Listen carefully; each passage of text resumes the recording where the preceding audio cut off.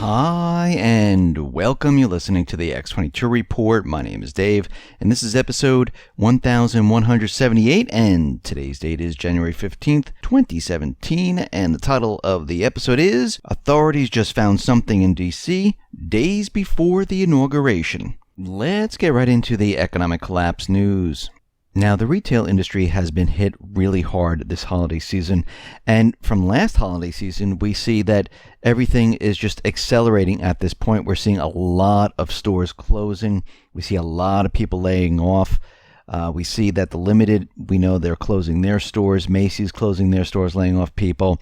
We have American Apparel, which is closing about 110 stores. They're also closing their Los Angeles headquarters. As many as 3,400 employees. Well, it looks like they're on the chopping block right now, and they might lose their jobs at this point. And what's very interesting about all of this is that the millennials right now, which is the age group between 18 and 34 in 2015, now outnumber the baby boomers. The baby boomers back then were 74.9 million. And they're 51 to 69. The millennials right now are 75.4 million.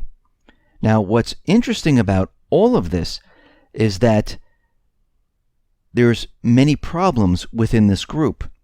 You know, why aren't millennials investing in the stock market? Why aren't they starting families and buying houses? Why are they living in their parents' basements well into their 30s? Why don't they just spend their money? Well, the latest answer to all of these questions came yesterday from a Fed data analysis by the Young Invincibles Group. According to this analysis, we see the median household income is around $40,581.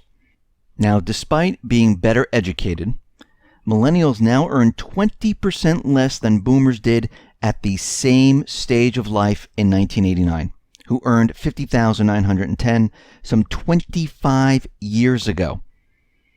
The analysis that was released on Friday shows other disturbing trends, which confirm that America's troubling generation, well, it's real. Millennials right now have half of the net worth of boomers. Their home ownership rate is lower. Their student debt is dramatically higher. And what we're seeing right now, these individuals that are graduating college, they can't find jobs. They can't find the high-paying jobs. And this is why the government had to step in with their student loans and said, listen, we'll base your student loans off of your income, and we'll divide it over, 30 years or so.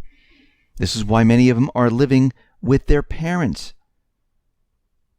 And what we're seeing right now is the median net worth of millennials is around $10,090.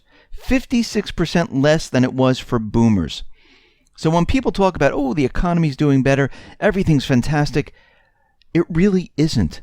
Not for this generation. And this generation is supposed to be the generation that carries us into this next economic boom, which is not happening whatsoever, because they're supposed to buy houses, they're supposed to buy retail goods, they're supposed to get jobs, they're supposed to make a better living, they're highly educated, but they're not seeing this at all.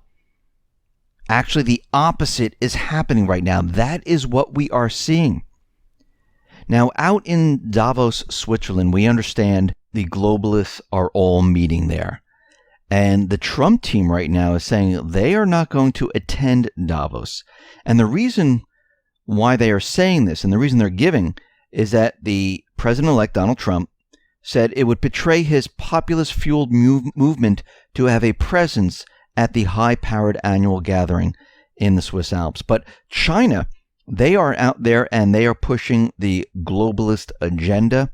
We see Xi Jinping will promote inclusive globalization and will warn that populist approaches can lead to war and poverty.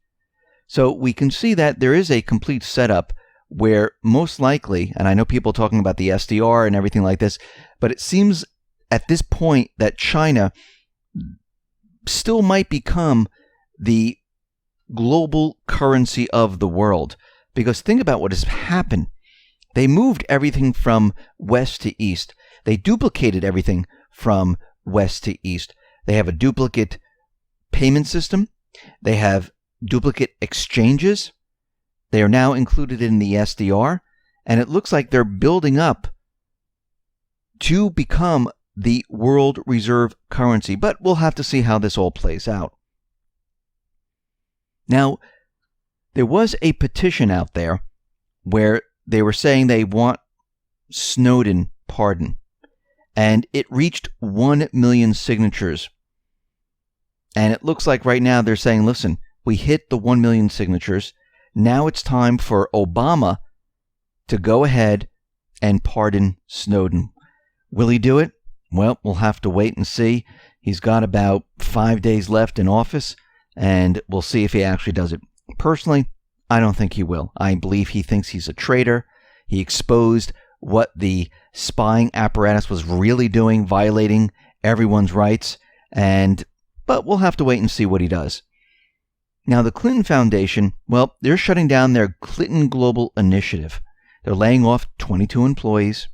And the reason why they're doing this, and this is coming out of the WARN notice, they're saying it is a discontinuation of the Clinton Global Initiative, and they're just stopping it. Now, is this because the Department of Justice decided to move ahead with the investigation? FBI is releasing more information. Who knows? Maybe they're covering everything up. But this is what they decided to do at this point. Joe Biden, he is visiting Ukraine right now on January 16th. He will meet with Poroshenko.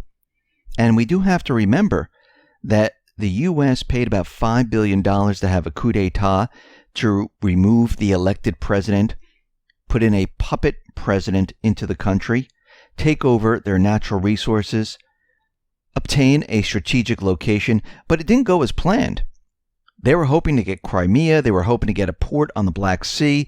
They were hoping to get the southeastern region with all the production and manufacturing, control the pipelines, and none of it happened. And we have to remember, Joe Biden put his son on the board of directors of the gas company inside of Ukraine once the coup d'etat was complete. He's going back out there to check on his investments, and who knows, maybe they're preparing for something much different. Donald Trump is out there speaking to the Wall Street Journal. He said that relations with China and Russia, well, that will depend on the degree to which the two countries cooperate with the U.S. diplomatically, economically, and militarily. He's saying that he might remove the sanctions from Russia as long as they're helpful in battling the terrorists and reaching other goals important to the U.S. And what's very interesting about all this is that it's Russia who is battling the terrorists. The United States is not battling the terrorists. The United States is supporting the terrorists. So we'll have to see how that works out. Now, we understand that President Obama recalled all aircraft carriers back to the United States, and everyone thought that was really strange. Was this a big setup? And there were two scenarios here. They were bringing it back for this main event, or they were reloading and rearming all the ships. And it looks like it might have been that they were rearming the ships and then sending them back out to sea. Because what we're seeing right now is that the U.S. is setting back the Carl Vinson Carrier Strike Group. They are leaving San Diego and they're heading towards the South China Sea area. Now, the USS Carl Vinson, that is the aircraft carrier. It's a Nimitz class. They also have destroyer squadron and other ships with it. And we can see right now it's headed to this area. We don't know what is planned at this point in time, but this is something to watch. We see that the military up in Poland and the whole Eastern Europe area, we can see that those NATO generals, the U.S. generals, they are saying that they are ready for war with Russia. And we have to remember, Russia has not attempted to have war with anyone. Actually, they're doing no provocations whatsoever. Every time the U.S. and the neocons, the elite, the central bankers try to push war, Putin is on the other side saying, listen, let's have peace here. And there are numerous examples of how many times he has had to do this. And if you notice, Russia doesn't go into each country with troops. Think about what the United States is doing. They move troops into a country, they pretend there's terrorism there, they garrison the country, and with other countries, they go in and they have regime change. Russia was invited into Syria. What other countries is Russia really in? Not many. And if they are in these countries, they are not in there with heavy military. They are in there for economic purposes. The same thing for China. Now, I'm not saying Russia and China, they're perfect, that they're not part of the system. All these countries are part of the system in one way or another. But are they part of the private Western central bank system? Well, we know that Putin decided to take control of his own central bank. China, on the other hand, it looks like it might be still intertwined in that system. But you have to remember, those individuals in the United States, they don't want to give up control. And that's why they'll fight. Because it is a war against what system we're going to be using. And they keep talking about a Russian threat, and Paul Craig Roberts is out there, and he explains why Obama continually says this. So, when Obama says Russia continues to pose an unusual and extraordinary threat to the national security and foreign policy of the United States, he doesn't really mean that Russia is a threat in the ordinary meaning of the word. To understand what Obama really means by threat, it is necessary to understand what the foreign policy of the United States really is. And the foreign policy of the U.S. is to establish American hegemony over the world. Now, Russia and China, well, they're immune from an American invasion, and they do have the capability to destroy the entirety of the United States with their nuclear weapons. And both countries are capable of standing up to Washington. And this is what Obama is really talking about, that they can't control these two countries. And this is why he continually says Russia is a threat. Now, during the inauguration, there are many different groups out in D.C., and we see anarchists plan to stop the Trump-Pence regime any way they possibly can. And they're taking out full-page ads out in the New York Times and many other newspapers where they're saying, stop the Trump-Pence regime before it starts. We oppose to fascism. And they're all out there, screaming and yelling. And it looks like that they're not just going to protest. They want to completely halt the entire inauguration. I mean, Rosie O'Donnell is out there, and she's saying that I fully support imposing martial law, delaying the inauguration. So what she's really saying is that she is okay with effectively suspending the Constitution and setting up a military dictatorship to stop the inauguration of the next president and the next vice president, going by the propaganda from the corporate media. Now, this is absolutely ridiculous, but we can see that they're out there, and they are protesting, and it started yesterday, January 14th, and this is going to lead up to the inauguration on the 20th, and they want this to build over time. Now, again, there could be agent provocateurs within the crowds. We might see that some of these try to do things where they start to throw objects, they try to block streets. They will do all these different things to try to rile the crowd up and get them joining in with what they're doing. Now, does this mean they're going to do this? We don't know yet, but they're going to do whatever they possibly can. And across the entire country, they want this to spread.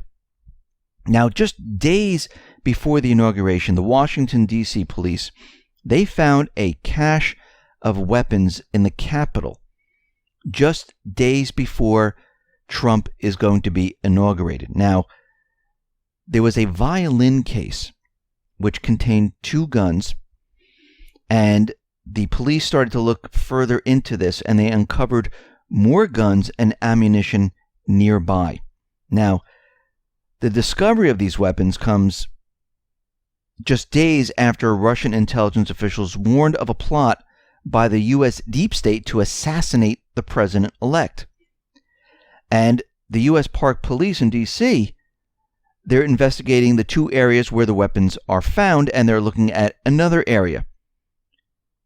Now, there's no indication as to why these weapons were here, when they came to be, who brought them in, and who they belonged to. But there was a woman who spotted the strange case and said, I don't know what this is, why is this here, and reported it to the police. Which, is this part of their plan? Did she uncover something where it was planted in a certain area way before the inauguration? So this way, when you're coming in, you don't have to bring the weapons in. They're already in the location to allow these individuals to get what they need to set up the entire false flag. I mean, think about what just happened here. And we see that Ron Paul and many others out there are very worried about Trump being assassinated. And we know that this is a very big deal. We know the establishment does not like Trump whatsoever. The CIA chief is out there, John Brennan, and he has warned Donald Trump to choose his words wisely, blasting the U.S. president for likening the intelligence community to Nazi Germany. And we can see that the intelligence community does not like Trump calling them out on all the stuff that they're doing, because it brings attention to them where people are looking at it saying, well, is this stuff really true? Do they really have evidence? Are they making this stuff up? Why don't they release the report? Now, there are some reports where Trump is kind of taking a step back and saying, yes, Russia is hacking. Now, what this means is, does the CIA have something on him and they're pressuring him? Are they blackmailing him? And we know that Trump is going to be releasing these reports 90 days after he takes office. So the question is, what is going on here at this point? And we do have to understand that the deep state, they will try to control him, just like they do with every president. If they do not go along with what they want, they will remove that person. They really don't need that person, because they know they have the vice president. If the vice president doesn't do what they want, they have the next person in line. And you can see right now that they will use blackmail.